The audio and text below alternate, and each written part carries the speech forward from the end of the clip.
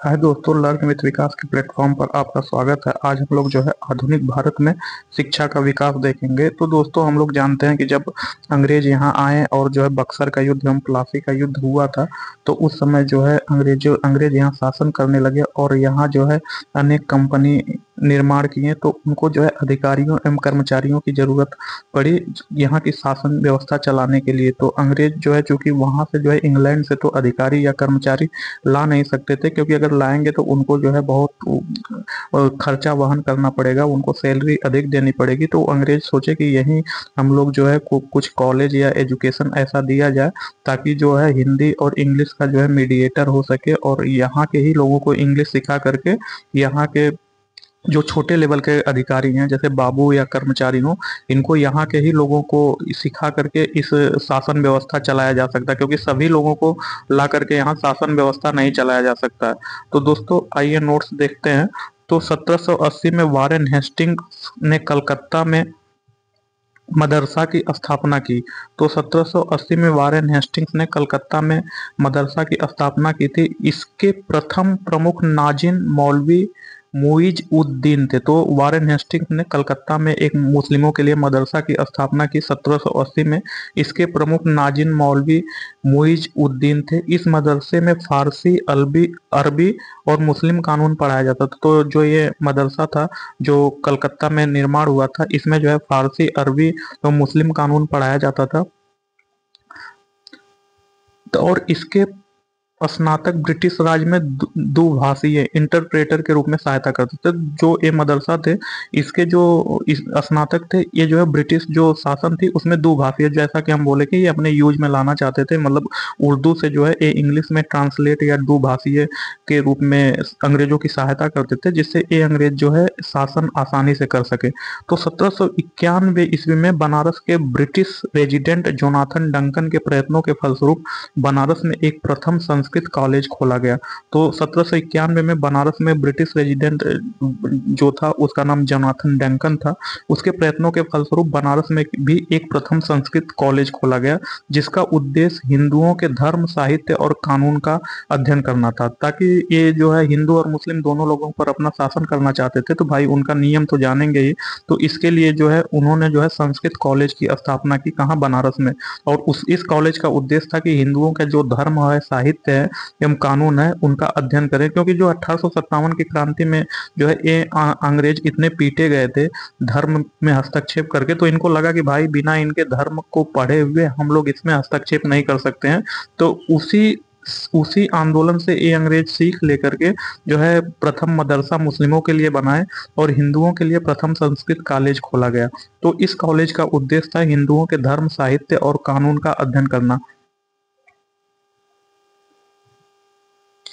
Paris के royal Asiatic society की सदस्यता माइकल मधुसूदन दत्त को प्रदान की गई थी। वारेन हेस्टिंग्स के काल में चार्ल्स विल्किंस ने भगवत गीता का प्रथम आंग्ल अनुवाद किया, जिसकी प्रस्तावना स्वयं वारेन हेस्टिंग्स ने लिखी थी। तो वारेन हेस्टिंग्स के काल में चार्ल्स विल्किंस था जिसने भगवत गीता का जो है प्रथम आंग्ल अनुवाद किया, मतलब यह जो है संस्कृत से अंग्रेजी में अनुवाद किया, जिसका नाम था चार्ल्स विल्किंस था। और इसकी प्रस्तावना स्वयं वारेन हेस्टिंग्स ने अपने हाथों से लिखी। विल्किंस ने फारसी तथा बांग्ला मुद्रण के लिए ढलाई के अक्षरों का आविष्कार किया। हॉलैंड ने 1778 में बंगाली व्याकरण, a grammar of the Bengal language प्रकाशित किया। Sir William Jones Warren Hastings के समय कलकत्ता उच्चतम न्यायालय के न्यायाधीश नियुक्त हुए। तो जो सर विलियम जोन्स थे वो वारेन हेस्टिंग्स के कार्यकाल में कलकत्ता उच्चतम न्यायालय के न्यायाधीश नियुक्त हुए। इनकी प्रेरणा पर 1784 में एशियाटिक सोसाइटी की स्थापना हुई एवं ये स्वयं इसके सभापति नियुक्त हुए। तो जो एशियाटिक सोसाइटी की स्थापना 1784 में हुई, उसके जो सभापति हुए वे जो है सर विलियम जोन्स हुए। इस संस्था ने एशियाटिक रिसर्चेज नामक पत्रिका के माध्यम से भारत के अतीत को प्रकाश में लाने का कार्य किया। इसी क्रम में इन्होंने 1789 में कालिदास रचित अभिज्ञान शकुंतलम का अंग्रेजी में अनुवाद किया। तो जो सर विलियम जोन्स हैं, इन्होंने जो है कालिदास द्वारा जो रचित अभिज्ञान शकुंतलम था उसका अंग्रेजी में अनुवाद किया। एवं इसके 5 संस्करण प्रकाशित किए। 1854 ईस्वी के पश्चात शिक्षा के क्षेत्र में हुई प्रगति की समीक्षा करने के लिए 1882 ईस्वी में डब्ल्यू हंटर की अध्यक्षता में एक आयोग नियुक्त हुआ। इस आयोग की रिपोर्ट में प्राथमिक शिक्षा के सुधार एवं विकास पर विशेष जोर दिया गया। तो जो 1854 के पश्चात जो शिक्षा के क्षेत्र में बहुत प्रगति हुई दोस्तों, इसमें जो है 1882 ईस्वी में डब्ल्यू हंटर की अध्यक्षता में एक आयोग नियुक्त हुआ और इस आयोग ने बोला कि भाई यहाँ के जो लोग हैं इनकी जो प्राथमिक शिक्षा है इन पर विकास देना, इनका सुधार करना बहुत जरूरी है और प्राथमिक शिक्षा पर सुधार के लिए जो है विशेष जोर दिया गया।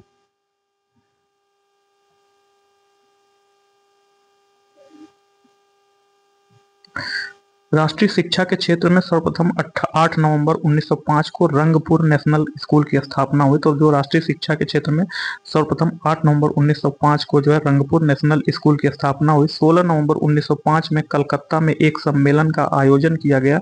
इस सम्मेलन में राष्ट्रीय साहित्यिक, वैज्ञानिक और तकनीकी शिक्षा देने के लिए राष्ट्रीय शिक्षा परिषद NCE national council of education स्थापित करने का फैसला हुआ। तो एग्जाम में पूछ लिया जाता है कि NCE जो अभी भी है, नेशनल काउंसिल ऑफ एजुकेशन का निर्माण कब हुआ? तो इसका निर्माण जो है 16 नवंबर 1905 को जो है कलकत्ता में एक सम्मेलन में इसके निर्माण पर विचार हुआ।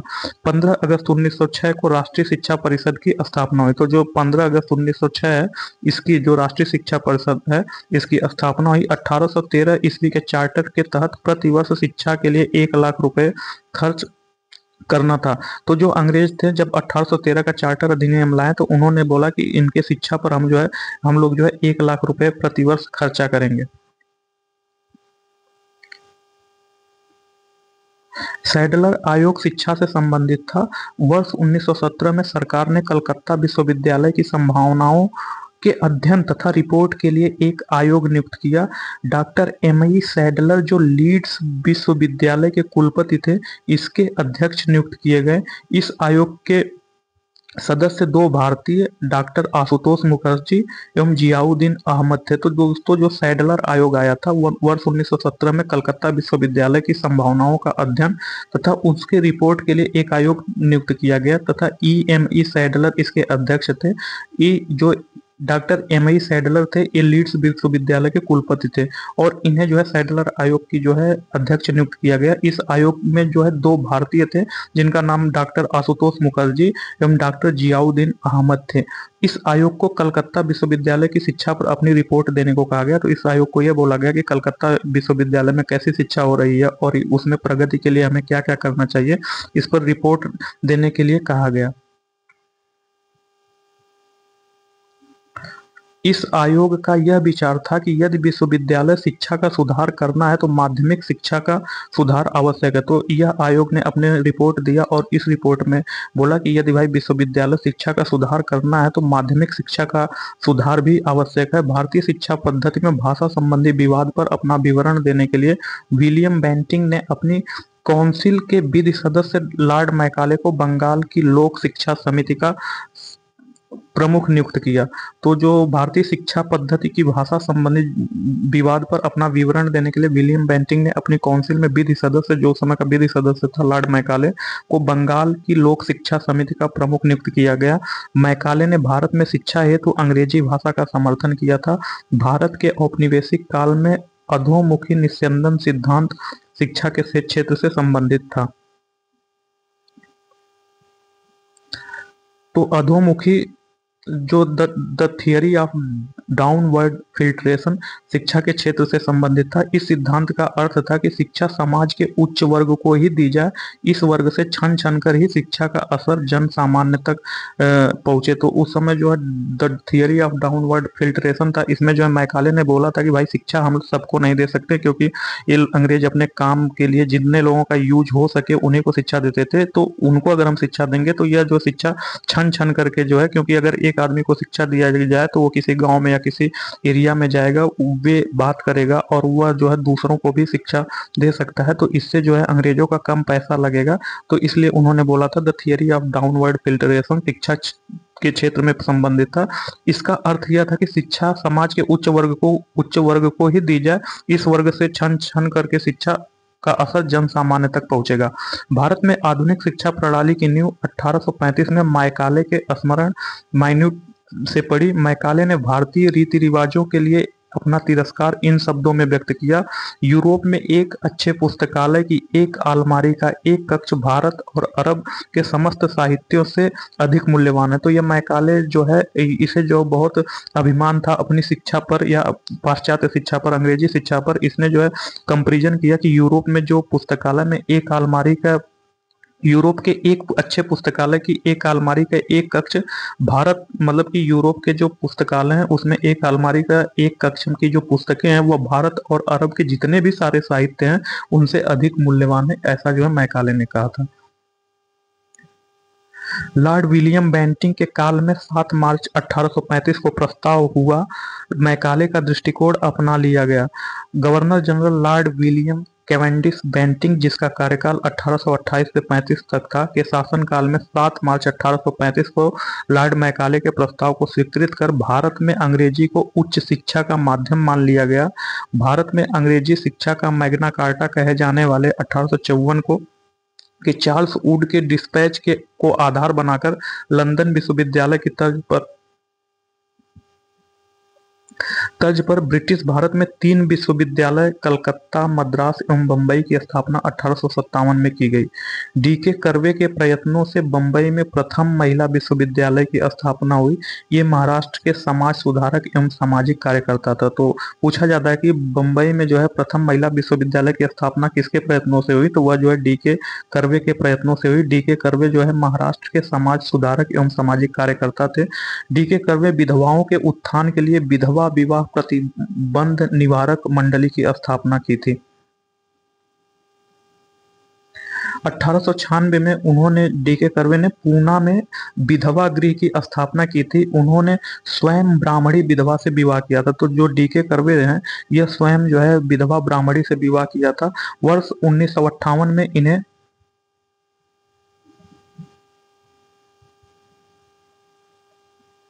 वर्ष 1958 में डीके कर्वे को भारत रत्न दिया गया।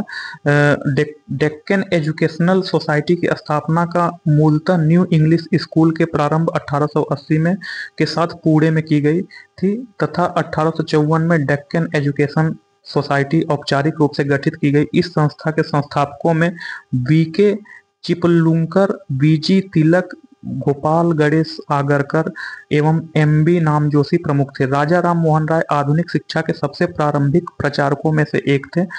तो आधुनिक शिक्षा के अगर सबसे प्रारंभिक प्रचारक बोला जाए तो उसमें से जो है राजा राम मोहन राय एक थे। 1817 ईस्वी में इन्होंने डेविड हेयर एवं अलेक्जेंडर डफ के साथ मिलकर कलकत्ता में प्रसिद्ध हिंदू कॉलेज की स्थापना की। तो अगर पूछा जाता है कि हिंदू कॉलेज की स्थापना कलकत्ता में कौन की, तो वह जो है राजा राम मोहन राय ने 1817 में डेविड हेयर एवं अलेक्जेंडर डफ के साथ मिलकर के की थी। मेयो कॉलेज की स्थापना 1875 ईस्वी में, अजमेर में मुस्लिम एंग्लो ओरिएंटल कॉलेज की स्थापना 1875 में, अलीगढ़ में एवं दिल्ली कॉलेज की स्थापना 1824 ईस्वी में हुई थी। भारतीय विश्वविद्यालयों में धार्मिक शिक्षा के लिए मदन मोहन मालवीय ने प्रबल रूप से वकालत की थी। तो अगर भारतीय विश्वविद्यालय में पूछा जाए कि धार्मिक शिक्षा के लिए कौन वकालत की थी, तो वो मदन मोहन मालवीय जी ने किया था। इन्होंने वर्ष 1916 में बनारस हिंदू विश्वविद्यालय की स्थापना की। तो मदन मोहन मालवीय ने 1916 में बनारस हिंदू विश्वविद्यालय वाराणसी में जो बीएचयू है उसकी स्थापना की थी और वर्ष 1919 से 39 तक इसके कुलपति रहे। तो मदन मोहन मालवीय बीएचयू की स्थापना वर्ष 1919 में की थी तथा वर्ष 1919 से 39 तक इसके कुलपति भी पंडित मदन मोहन मालवीय थे। इन्होंने Hindustan the Indian Union, Abhyudaya एवं मर्यादा नामक पत्र पत्रिकाएं प्रकाशित की। तो आइए दोस्तों हम लोग क्वेश्चन देखते हैं। इसका फर्स्ट क्वेश्चन है, भारत में अंग्रेजों ने प्रथम मदरसा कहाँ स्थापित किया? तो हम लोग जानते हैं कि 1780 में वारेन हेस्टिंग्स ने कलकत्ता में प्रथम मदरसा की स्थापना की। तो यह जो है, और इसका ऑप्शन डी होगा, Calcutta. Asiatic Society of Bengal के संस्थापक थे। तो पूछ रहा है दोस्तों कि एशियाटिक सोसाइटी ऑफ बंगाल के संस्थापक कौन थे? तो एशियाटिक सोसाइटी ऑफ बंगाल के संस्थापक सर विलियम जोन्स थे। तो इसका ऑप्शन ए सही होगा। 1784 ईस्वी में हेस्टिंग्स के सहयोगी सर विलियम जोन्स ने एशियाटिक सोसाइटी ऑफ बंगाल की स्थापना की ताकि एशिया के सामाजिक तथा प्राकृतिक इतिहास, पुरातत्व संबंधी कला, विज्ञान तथा साहित्य का अध्ययन किया जा सके। 1791 ईस्वी में बनारस के ब्रिटिश रेजिडेंट जोनाथन डंकन के प्रयत्नों के फलस्वरूप बनारस में एक प्रथम संस्कृत कॉलेज खोला गया। तो 1784 में हेस्टिंग्स के सहयोगी सर विलियम जोन्स ने एशियाटिक सोसाइटी ऑफ बंगाल की स्थापना की। इसका उद्देश्य था कि एशिया में जो भी सामाजिक, सांस्कृतिक, इतिहास, पुरातत्व संबंधी कला, विज्ञान एवं साहित्य है उसका अध्ययन किया जाए तथा 1791 में बनारस के जो रेजिडेंट थे उनके प्रयत्नों से बनारस में प्रथम संस्कृत विश्वविद्यालय खोला गया।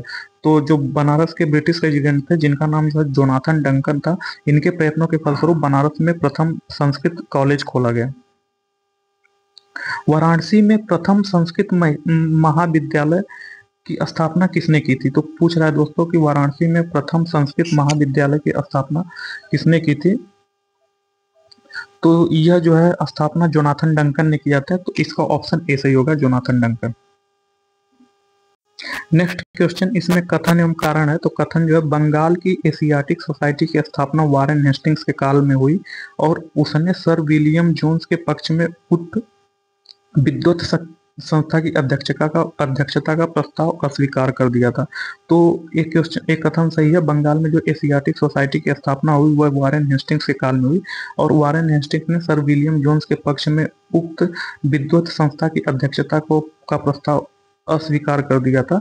तो ये जो है कथन सही है। कारण, वारेन हेस्टिंग्स स्वयं एक उद्भट विद्वान तथा प्राच्य विद्या का प्रखर समर्थक था जो संस्कृत, फारसी और अरबी के अध्ययन को प्रोत्साहित करता था। तो वारेन हेस्टिंग्स जो खुद एक स्कॉलर था और जो है संस्कृत, फारसी एवं अरबी के अध्ययन को यह प्रोत्साहित करना चाहता था। वह चाहता था कि जो अंग्रेज लोग आए संस्कृत, फारसी, अरबी का अध्ययन करें और इसका अनुवाद जो है इंग्लिश में करें। तो इसका कारण आर भी सही है।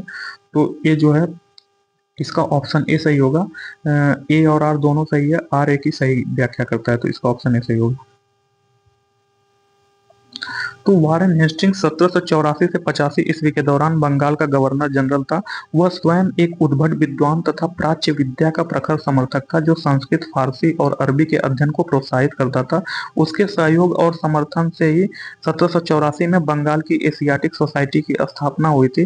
तथापि उसने सर विलियम जोन्स के पक्ष में इस संस्था की अध्यक्षता का प्रस्ताव अस्वीकार कर दिया था। चार्ल्स विल्किंस, नाथानियल हेल्डेल, जोनाथन डंकन आदि ने वारेन हेस्टिंग्स के प्रश्रय और समर्थन के तहत ही प्राच्य विद्या के अध्ययन में योगदान दिया था। चार्ल्स विल्किंस द्वारा किए गए भगवत गीता के अंग्रेजी अनुवाद की प्रस्तावना वारेन हेस्टिंग्स ने ही लिखी थी। तो जो चार्ल्स विल्किंस था जिसने भगवत गीता का अंग्रेजी में अनुवाद किया था उसका प्रस्तावना वारेन हेस्टिंग्स ने स्वयं लिखी थी।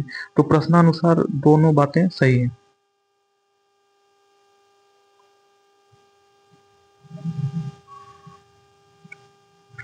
निम्नलिखित में किसे पेरिस के रॉयल एशियाटिक सोसाइटी की सदस्यता प्रदान की गई थी?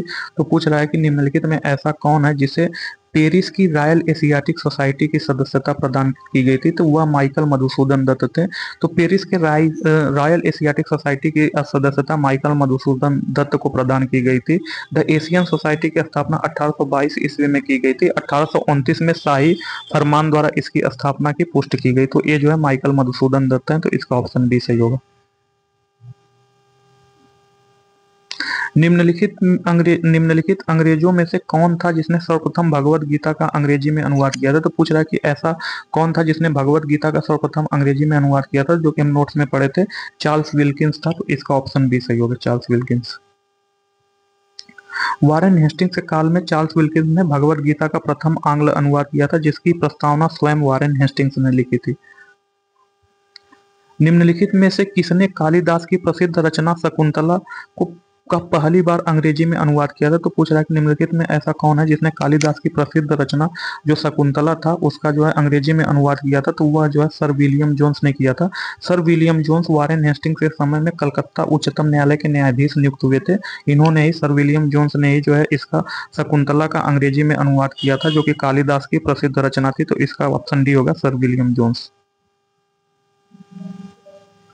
Sir William Jones Warren Hastings के समय कलकत्ता उच्चतम न्यायालय के न्यायाधीश नियुक्त हुए। इनकी प्रेरणा पर 1784 में एशियाटिक सोसाइटी की स्थापना हुई एवं ये स्वयं इसके सभापति नियुक्त हुए। इस संस्था ने एशियाटिक रिसर्चेज नामक पत्रिका के माध्यम से भारत के अतीत को प्रकाश में लाने का कार्य किया। इसी क्रम में इन्होंने 1789 में कालिदास रचित अभिज्ञान शकुंतलम का अंग्रेजी में अनुवाद किया एवं इसके 5 संस्करण प्रकाशित किए। स्वतंत्रता पूर्व अवधि में ब्रिटिश सरकार द्वारा भारत में आधुनिक शिक्षा के प्रसार का मुख्य उद्देश्य क्या था? तो पूछ रहा है कि स्वतंत्रता से पहले की अवधि में ब्रिटिश सरकार द्वारा भारत में जो आधुनिक शिक्षा का प्रसार हुआ था, तो ब्रिटिश सरकार का जो मुख्य उद्देश्य था वह क्या था?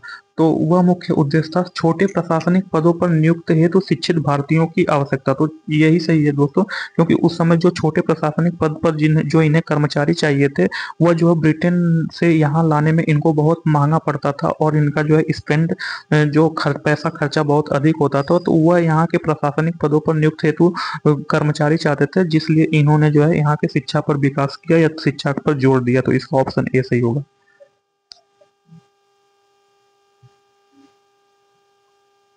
ऑप्शन ए सही है। ब्रिटिश राज द्वारा भारत में अंग्रेजी शिक्षा का प्रसार करवाने के पीछे मुख्य कारण था प्रशासन का खर्च कम करने की चिंता। इसके लिए सरकार शिक्षित भारतीयों की संख्या बढ़ाना चाहती थी, जिससे प्रशासन और ब्रिटिश व्यावसायिक प्रतिष्ठानों के छोटे कर्मचारियों की और बढ़ती हुई जरूरतों को पूरा किया जा सके। ब्रिटिश सरकार के किस अधिनियम ने सबसे पहली बार भारत में शिक्षा के लिए 1 लाख रुपए दिए थे? तो वह जो है 1813 का जो चार्टर अधिनियम आया था, उसी में जो है प्रतिवर्ष 1 लाख रुपए शिक्षा पर देने की बात कही गई थी। तो इसका ऑप्शन बी सही होगा। 1813 के चार्टर अधिनियम के तहत कंपनी ने पहली बार शिक्षा के प्रति सरकारी उत्तरदायित्व उठाया। प्रतिवर्ष शिक्षा के लिए 1 लाख रुपए जो है खर्च करने की व्यवस्था इस अधिनियम में की गई थी। वुड डिस्पैच के बारे में निम्नलिखित कथनों में कौन सा सत्य है? तो पूछ रहा है कि वुड डिस्पैच के बारे में निम्नलिखित कथनों के बारे में कौन सा सत्य है? तो सहायता अनुदान ग्रांट्स इन एड शुरू की गई। तो वुड डिस्पैच जो है सहायता अनुदान व्यवस्था ग्रांट इन एड शुरू की गई। तो हाँ, यह शुरू की गई थी, तो एक सही है। विश्वविद्यालयों की स्थापना की सिफारिश की गई। तो वुड डिस्पैच के जो थी, इसके वुड डिस्पैच ने विश्वविद्यालयों की स्थापना की सिफारिश की थी। तो इसका ऑप्शन 2 भी सही है। शिक्षा के सभी स्तरों पर शिक्षण माध्यम के रूप में अंग्रेजी की सिफारिश की थी। तो दोस्तों, यह शिक्षा के सभी स्तरों पर नहीं की थी, यह सिर्फ जो है माध्यमिक स्तरों पर की थी। तो उस समय का जो माध्यमिक स्तर था, उसी पर जो है शिक्षण के माध्यम से अंग्रेजी की सिफारिश की थी, जो कि हम नोट्स में पढ़ चुके हैं। तो इसका जो है ऑप्शन 1 एवं 2 दोनों सही है। तो इसका ऑप्शन ए सही होगा। ऑप्शन ए सही होगा। वुड डिस्पैच या वुड घोषणा पत्र ब्रिटिश ईस्ट इंडिया कंपनी के बोर्ड ऑफ कंट्रोल के अध्यक्ष चार्ल्स वुड द्वारा 1854 ईस्वी में जारी किया गया। इस घोषणा पत्र में भारतीय शिक्षा पर एक व्यापक योजना प्रस्तुत की गई थी। इस घोषणा पत्र में शिक्षा के उद्देश्य, माध्यम, सुधारों आदि पर विचार किया गया था। इस घोषणा पत्र के माध्यम से भारत में अंग्रेजी शिक्षा का मैग्ना कार्टा भी कहा जाता था। तो इस घोषणा पत्र, जो वुड डिस्पैच की घोषणा पत्र थी, इसको जो भारत में अंग्रेजी शिक्षा का मैग्ना कार्टा भी कहा जाता था। प्रस्ताव में सरकार ने पाश्चात्य शिक्षा के प्रसार को अपना उद्देश्य बनाया। उच्च शिक्षा को अंग्रेजी भाषा के माध्यम में दिए जाने पर बल दिया। तो यह जो उच्च शिक्षा था, इसको जो है अंग्रेजी भाषा के माध्यम से दिए उच्च शिक्षा को अंग्रेजी भाषा के माध्यम से दिए जाने पर बल दिया गया। तो जो हायर एजुकेशन था, उसको अंग्रेजी में करने का जो है जोर दिया गया। परंतु साथ ही साथ देसी भाषा के विकास को भी महत्व दिया गया। इस घोषणा पत्र के अनुसार लंदन विश्वविद्यालय के आधार पर कलकत्ता, बंबई और मद्रास प्रेसिडेंसी में एक एक विश्वविद्यालय की स्थापना की व्यवस्था की गई। इसमें इस बात पर बल दिया गया कि सरकारी शिक्षण संस्थानों में भी दी जाने वाली शिक्षा धर्मनिरपेक्ष हो। तो जो सरकारी शिक्षण संस्थानों में जो भी शिक्षा दी जाए, वह धर्मनिरपेक्ष हो, वह किसी धर्म की प्रोत्साहन न करे, किसी धर्म को प्रोत्साहन न करे या किसी धर्म की बड़ाई न करे। शिक्षा के क्षेत्र में निजी प्रयत्नों को प्रोत्साहित करने के लिए अनुदान, सहायता, ग्रांट इन एड की पद्धति चलाने की सिफारिश भी इसमें की गई। वुड के 1854 के प्रेषण के संबंध में निम्न कथनों पर विचार कीजिए। तो पूछ रहा है कि वुड का जो 1854 का जो प्रेषण था उसमें निम्न में से इनका जो है विचार करना है। तो इसने उच्च अध्ययन के लिए शिक्षा के माध्यम के रूप में अंग्रेजी की सिफारिश की। तो हाँ, ये सही है। यह जो हायर एजुकेशन के लिए जो है, जो हायर एजुकेशन के लिए जो शिक्षा के माध्यम में अंग्रेजी की वकालत की, तो इसका ऑप्शन एक सही है। इसने महिला शिक्षा और व्यावसायिक प्रशिक्षण पर जोर दिया। तो इसने जो है, जो वुड डिस्पैच आया था, इसने जो है महिला के शिक्षा पर भी जोर दिया और जो व्यावसायिक कॉमर्शियल जो एजुकेशन था उस पर भी जोर दिया। तो इसका दो भी सही है। तो इसका जो है एक और दो दोनों सही होगा, ऑप्शन सी सही होगा। शिक्षा के विकास का दूसरा चरण लॉर्ड डलहौजी के कार्यकाल में शुरू हुआ। सर चार्ल्स वुड की अध्यक्षता में गठित समिति ने 1854 ईस्वी में भारत में भावी शिक्षा की एक बृहद योजना तैयार की, जिसे वुड डिस्पैच भी कहा जाता है, जिसमें उच्च शिक्षा को अंग्रेजी भाषा के माध्यम से दिए जाने पर बल दिया गया, परंतु साथ ही देसी भाषा के विकास पर भी जोर दिया गया तथा इसमें महिला शिक्षा और व्यावसायिक प्रशिक्षण की आवश्यकता पर भी बल दिया गया। चार्ल्स वुड का आदेश पत्र निम्नलिखित में से किससे संबंधित था? तो जो चार्ल्स वुड का आदेश पत्र था वह जो है निम्नलिखित पूछ रहा है कि निम्नलिखित में किससे संबंधित था? शिक्षा पर था कि व्यापार पर था कि प्रशासनिक सुधार पर था कि सैन्य सुधार पर था? तो जो है यह शिक्षा पर था। तो इसका ऑप्शन ए सही होगा। वुड घोषणा पत्र बोर्ड ऑफ कंट्रोल के अध्यक्ष चार्ल्स वुड द्वारा 19 जुलाई 1854 को जारी किया गया था। इस घोषणा पत्र में भारतीय शिक्षा पर एक व्यापक योजना प्रस्तुत की गई थी, जिसे वुड का डिस्पैच कहा गया। 100 अनुच्छेदों वाले इस प्रस्ताव में शिक्षा के उद्देश्य, माध्यम, सुधारों आदि पर विचार किया गया था। इस घोषणा पत्र को भारत में अंग्रेजी शिक्षा का मैग्ना कार्टा भी कहा जाता है। तो जो ये वुड का घोषणा पत्र था, इसे भारत में अंग्रेजी शिक्षा का मैग्ना कार्टा भी कहा जाता है। प्रस्ताव में सरकार ने पाश्चात्य शिक्षा के प्रसार को अपना उद्देश्य बनाया। उच्च शिक्षा को अंग्रेजी भाषा के माध्यम में दिए जाने पर बल दिया गया, परंतु साथ ही देसी भाषा के विकास को भी महत्व दिया गया। तो जो वुड डिस्पैच का, जिसे अंग्रेजी शिक्षा का मैग्ना कार्टा कहा जाता था, इसे जो है उच्च शिक्षा को जो है अंग्रेजी भाषा का, उच्च शिक्षा का माध्यम अंग्रेजी भाषा में किया गया तथा जो अन्य जो प्राथमिक या माध्यमिक था, जो प्राथमिक भाषा था, वह जो है जो प्राथमिक शिक्षा थी वह देसी भाषाओं में दिए जाने की भी वकालत किया। इसके अनुसार लंदन विश्वविद्यालय के आधार पर कलकत्ता, बम्बई एवं मद्रास में एक एक विश्वविद्यालय की स्थापना की गई। तो जो वुड डिस्पैच था, इसके अनुसार लंदन विश्वविद्यालय के तर्ज पर कलकत्ता, बम्बई, मतलब 3 जगह, कलकत्ता, बम्बई एवं मद्रास में एक एक विश्वविद्यालय की स्थापना की व्यवस्था की गई। हंटर कमीशन की रिपोर्ट में शिक्षा पर विशेष जोर दिया गया। तो पूछ रहा है दोस्तों कि हंटर कमीशन की रिपोर्ट में शिक्षा पर विशेष जोर दिया गया, तो यह कौन सी शिक्षा पर विशेष जोर दिया गया? बालिकाओं की शिक्षा पर कि उच्च शिक्षा पर कि तकनीकी शिक्षा पर? तो हंटर कमीशन की रिपोर्ट में विकास पर जो है, प्राथमिक शिक्षा के विकास पर जोर दिया गया। तो इसका ऑप्शन सी सही होगा। 1854 के पश्चात शिक्षा के क्षेत्र में हुई प्रगति की समीक्षा करने के लिए 1882 ईस्वी में लॉर्ड रिपन ने डब्ल्यू हंटर की अध्यक्षता में प्रथम भारतीय शिक्षा आयोग नियुक्त किया तथा इस आयोग की रिपोर्ट में प्राथमिक शिक्षा के सुधार एवं विकास पर विशेष जोर दिया गया था। प्रथम भारतीय शिक्षा आयोग की नियुक्ति किसने और किस वर्ष में की थी? तो पूछ रहा है कि प्रथम भारतीय शिक्षा आयोग था, उसका नियुक्ति किसने और किस वर्ष की थी? तो प्रथम भारतीय शिक्षा आयोग की नियुक्ति जो है लॉर्ड रिपन ने 1882 ईस्वी में की थी। तो इसका जो है ऑप्शन ए सही होगा। नेशनल काउंसिल ऑफ एजुकेशन की स्थापना कब हुई थी? तो पूछ रहा है कि national council of education NCE की स्थापना कब हुई थी? तो राष्ट्रीय शिक्षा के क्षेत्र में सर्वप्रथम 1905 में रंगपुर नेशनल स्कूल की स्थापना हुई। 16 नवंबर 1905 को कलकत्ता में एक सम्मेलन का आयोजन किया गया। इस सम्मेलन में राष्ट्रीय साहित्यिक, वैज्ञानिक और तकनीकी शिक्षा देने के लिए राष्ट्रीय शिक्षा परिषद एनसीई, जिसे एनसीई कहते हैं, NCE national council of education, इसकी जो है स्थापना जो है 15 अगस्त 1906 में हुई। तो इसका ऑप्शन डी सही होगा, 15 अगस्त 1906। राष्ट्रीय शिक्षा के क्षेत्र में सर्वप्रथम 1905 में रंगपुर नेशनल स्कूल की स्थापना हुई। 16 नवंबर 1905 को कलकत्ता में एक सम्मेलन का आयोजन किया गया। इस सम्मेलन में राष्ट्रीय साहित्यिक, वैज्ञानिक और तकनीकी शिक्षा देने के लिए राष्ट्रीय शिक्षा परिषद NCE national council of education स्थापित करने का फैसला हुआ। 15 अगस्त 1906 को राष्ट्रीय शिक्षा परिषद की स्थापना हुई। तो राष्ट्रीय शिक्षा परिषद की स्थापना 15 अगस्त 1906 को हुई। सैडलर आयोग संबंधित था। तो पूछ रहा है दोस्तों सैडलर आयोग किससे संबंधित था? तो सैडलर आयोग जो है संबंधित था शिक्षा से। तो इसका ऑप्शन सी सही होगा, सैडलर आयोग संबंधित था शिक्षा से।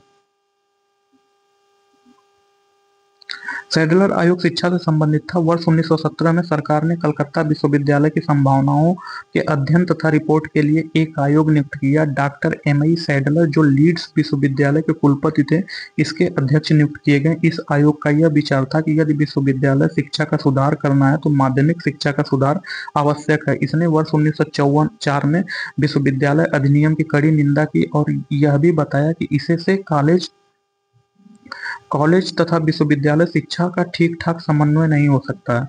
नेक्स्ट क्वेश्चन, शिक्षा में सुधार हेतु ब्रिटिश सरकार ने सैडलर विश्वविद्यालय आयोग कब नियुक्त किया? तो पूछ रहा है दोस्तों कि शिक्षा में सुधार हेतु ब्रिटिश सरकार ने सैडलर विश्वविद्यालय आयोग कब नियुक्त किया था? तो यह जो है 1896 में किया था। इसका ऑप्शन डी सही होगा, 1896 में। सॉरी, शिक्षा में सुधार है तो ब्रिटिश सरकार ने सैडलर विश्वविद्यालय आयोग कब नियुक्त किया था? तो यह जो डी नहीं होगा, यह जो है 1917 होगा। तो इसका ऑप्शन बी सही होगा, 1917। 1902 में लॉर्ड कर्जन ने 2 भारतीय सदस्यों को सम्मिलित करते हुए एक विश्वविद्यालय आयोग गठित किया था। तो वे भारतीय कौन थे? तो पूछ रहा है दोस्तों कि 1902 में लॉर्ड कर्जन ने 2 भारतीय सदस्यों को सम्मिलित करते हुए विश्वविद्यालय आयोग गठित किया था। तो पूछ रहा है कि वह भारतीय कौन थे? तो वायसराय लॉर्ड कर्जन ने शैक्षिक सुधारों के तहत 1902 में सर थॉमस रैले की अध्यक्षता में एक विश्वविद्यालय आयोग का गठन किया था। इस आयोग के सदस्यों में से 2 भारतीय सदस्य थे। एक जो है सैयद हुसैन बिलग्रामी थे तथा दूसरा न्यायमूर्ति गुरुदास बनर्जी थे। तो सैयद हुसैन बिलग्रामी एवं न्यायमूर्ति जो है गुरुदास बनर्जी। तो सैयद हुसैन बिलग्रामी थे तथा न्यायमूर्ति गुरुदास बनर्जी थे। तो इसका ऑप्शन डी सही होगा। लॉर्ड मैकाले संबंधित है। तो पूछ रहा है कि लॉर्ड मैकाले किससे संबंधित है? लॉर्ड मैकाले अंग्रेजी शिक्षा संबंधित है। तो इसका ऑप्शन सी सही होगा। भारतीय शिक्षा पद्धति में भाषा संबंधी विवाद पर अपना विवरण देने के लिए विलियम बेंटिंक ने अपने काउंसिल के विधि सदस्य लॉर्ड मैकाले को बंगाल की लोक शिक्षा समिति का प्रमुख नियुक्त किया। मैकाले ने भारत में शिक्षा हेतु अंग्रेजी भाषा का समर्थन किया।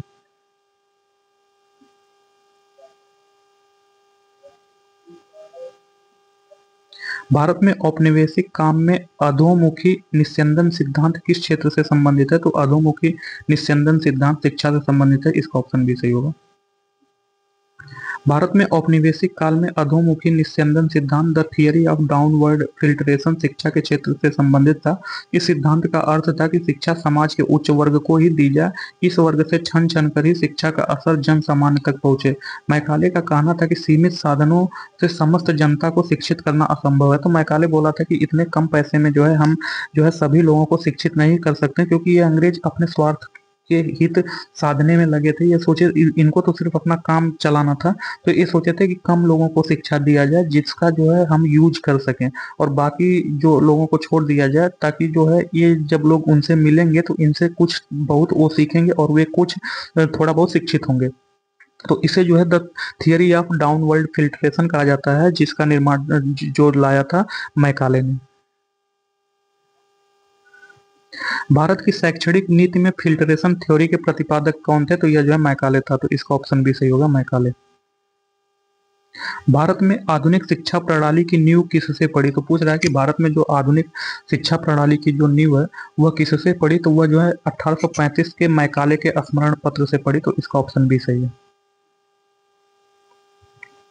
भारत में आधुनिक शिक्षा प्रणाली की नींव 1835 के मैकाले के स्मरण पत्र से पड़ी। मैकाले ने भारतीय रीति रिवाजों के लिए अपना तिरस्कार इन शब्दों में व्यक्त किया कि यूरोप के एक अच्छे पुस्तकालय की एक अलमारी का एक कक्ष भारत और अरब के समस्त साहित्य से अधिक मूल्यवान है। तो यह इतना इसे अहंकार था कि यह बोला कि यूरोप के जो एक पुस्तकालय है उसके एक अलमारी का एक कक्ष का जो पुस्तक है वह भारत और अरब के जितने भी साहित्य हैं उनसे मूल्यवान है। लॉर्ड विलियम बेंटिंक के काल में 7 मार्च 1835 के एक प्रस्ताव द्वारा मैकाले का दृष्टिकोण अपना लिया गया। निम्नलिखित में से किनसे भारत में अंग्रेजी शिक्षा की नींव पड़ी? तो पूछ रहा है कि निम्नलिखित में किन चार्टर अधिनियम द्वारा अंग्रेजी शिक्षा की नींव पड़ी? तो वह जो है 1813 का चार्टर एक्ट, इसके तहत जो शिक्षा के लिए 1 लाख की व्यवस्था की गई। तो जो है 1 लाख की व्यवस्था की गई, तो इससे भी शिक्षा की नींव पड़ी। General committee of public instruction 1823, यह इससे भी जो है पड़ी। प्राच्यविद तथा आंग्लविद विवाद, तो इससे भी जो है प्राच्यविद एवं आंग्लविद विवाद से भी यहाँ पर जो है शिक्षा की नींव पड़ी। तो इसका 3 होगा। तो 1, 2, 3 तीनों सही है।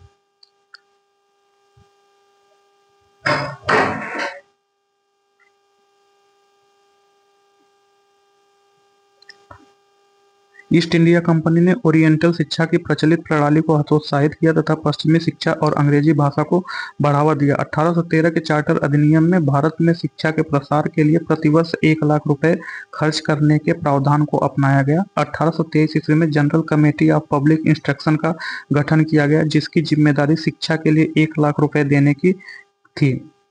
समिति में 10 यूरोपीय सदस्य शामिल थे। इसके बाद governor general Lord William Cavendish Bentinck, जिसका कार्यकाल 1828 से 1835 तक था, के शासनकाल में 7 मार्च 1835 को लॉर्ड मैकाले की प्रस्ताव को स्वीकृत कर भारत में अंग्रेजी को उच्च शिक्षा का माध्यम मान लिया गया। भारत में आंग्ल शिक्षा के समर्थकों का नेतृत्व मुनरो और एल्फिंस्टन, जबकि एच.टी. प्रिंसेप प्राच्य शिक्षा के समर्थक थे। किसके शासनकाल में भारत में अंग्रेजी शिक्षा प्रारंभ हुई? तो पूछ रहा है कि किसके शासनकाल में भारत में अंग्रेजी शिक्षा की प्रारंभ हुई? तो वह जो है लॉर्ड विलियम कैवेंडिश बेंटिंक के शासनकाल में। तो इसका ऑप्शन ए सही होगा। Governor general Lord William Cavendish Bentinck के शासनकाल में 7 मार्च 1835 को लॉर्ड मैकाले के प्रस्ताव को स्वीकृत कर भारत में अंग्रेजी को उच्च शिक्षा का माध्यम मान लिया गया। भारत में आंग्ल शिक्षा के समर्थकों का नेतृत्व मुनरो एवं एल्फिंस्टन ने किया, जबकि एच.टी. प्रिंसेप प्राच्य शिक्षा के समर्थकों के नेतृत्व करता थे। भारत में प्रथम 3 विश्वविद्यालय कलकत्ता, मद्रास एवं बम्बई की स्थापना कब हुई? तो भारत में जो है प्रथम 3 विश्वविद्यालय कलकत्ता, मद्रास एवं बम्बई की स्थापना 1857 में हुई। तो भारत में अंग्रेजी शिक्षा का मैग्ना कार्टा कहे जाने वाले 1854 ईस्वी के चार्ल्स वुड के डिस्पैच के आधार बनाकर लंदन विश्वविद्यालय की तर्ज पर ब्रिटिश भारत में 3 विश्वविद्यालय जो कलकत्ता, मद्रास एवं बम्बई में स्थापना 1857 में हुई। तो इसका ऑप्शन ए सही होगा। किसके प्रयत्नों से बंबई में जो है प्रथम महिला विश्वविद्यालय की स्थापना हुई? तो पूछ रहा है कि किसके प्रयत्नों से बंबई में जो है प्रथम महिला विश्वविद्यालय की स्थापना हुई? तो वह जो है डी.के. कर्वे के प्रयत्नों से। तो इसका ऑप्शन बी सही होगा।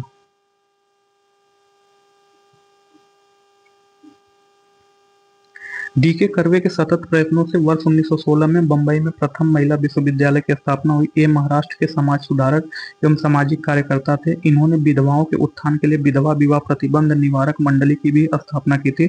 1896 ईस्वी में उन्होंने पूना के विधवा गृह की स्थापना की थी। इन्होंने स्वयं एक ब्राह्मणी विधवा से विवाह किया था। वर्ष 1958 में इन्हें भारत रत्न दिया गया। डेक्कन एजुकेशन सोसाइटी की स्थापना से कौन संबंधित था? तो पूछ रहा है कि डेक्कन एजुकेशन सोसाइटी की स्थापना से कौन संबंधित था? तो डेक्कन एजुकेशन सोसाइटी की स्थापना से जो है बीजी तिलक संबंधित थे। तो इसका ऑप्शन सी सही होगा। डेक्कन एजुकेशनल सोसाइटी की स्थापना 1880 में मूलतः न्यू इंग्लिश स्कूल के प्रारंभ के साथ पुणे में की गई थी तथा 1854 ईस्वी में डेक्कन एजुकेशन सोसाइटी औपचारिक रूप से गठित की गई। इस संस्था के संस्थापकों में वी.के. चिपलुंकर, वी.जी. तिलक, एम.बी. नाम जोशी और गोपाल गणेश आगरकर प्रमुख थे। जस्टिस रनाडे इस सोसाइटी के संस्थापक नहीं बल्कि इसके 5 संरक्षकों में से एक थे। निम्नलिखित कॉलेजों में सर्वप्रथम किसकी स्थापना हुई? तो पूछ रहा है कि निम्नलिखित कॉलेजों में सर्वप्रथम किसकी स्थापना हुई? तो जो है हिंदू कॉलेज कलकत्ता। राजा राम मोहन राय आधुनिक शिक्षा के सबसे प्रारंभिक प्रचारकों में से एक थे। 1817 में इन्होंने डेविड हेयर तथा अलेक्जेंडर डफ के साथ मिलकर कलकत्ता में प्रसिद्ध हिंदू कॉलेज की स्थापना की थी। तो इसका ऑप्शन ए सही होगा, हिंदू कॉलेज।